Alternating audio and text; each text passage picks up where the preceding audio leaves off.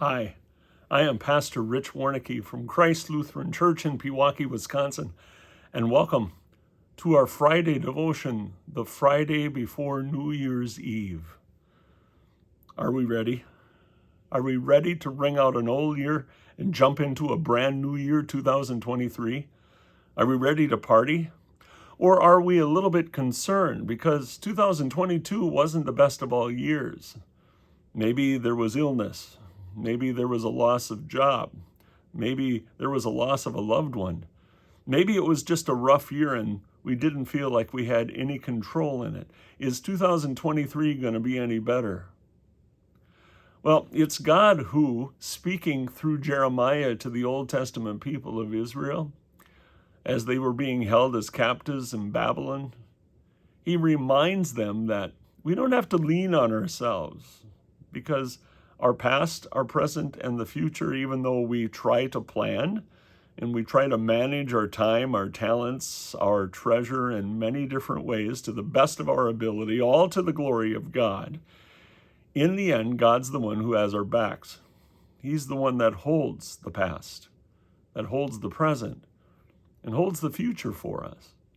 The one who will prosper us, the one who will bless us. And even though we love to be able to claim ownership of all those things that we try to manage, many times God disposes of those plans and brings better plans for us because he knows what's best for us.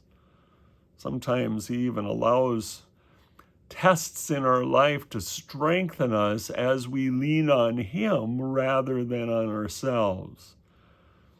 We don't know exactly what to expect in 2023, but as children of God, of a Lord who is a God of free and faithful grace, and Jesus Christ is the proof of that, we know we can trust him because we know the Lord, the compassionate and gracious God, slow to anger, abounding in love and faithfulness, maintaining love to thousands, forgiving wickedness, rebellion, and sin. He made a promise to the Old Testament people of Israel that he would deliver them back out of Babylon's hands, back to Israel, where he would keep his promise, and he did. We just celebrated the keeping of that promise. Jesus is born, and one day he's coming back to take us home. Until then, he will continue to prosper us and bless us, provide for us through work, through all the tough times, because he is a God who not only is almighty, he is a God who's all-loving and promises he will always be our refuge and strength and ever-present help in trouble.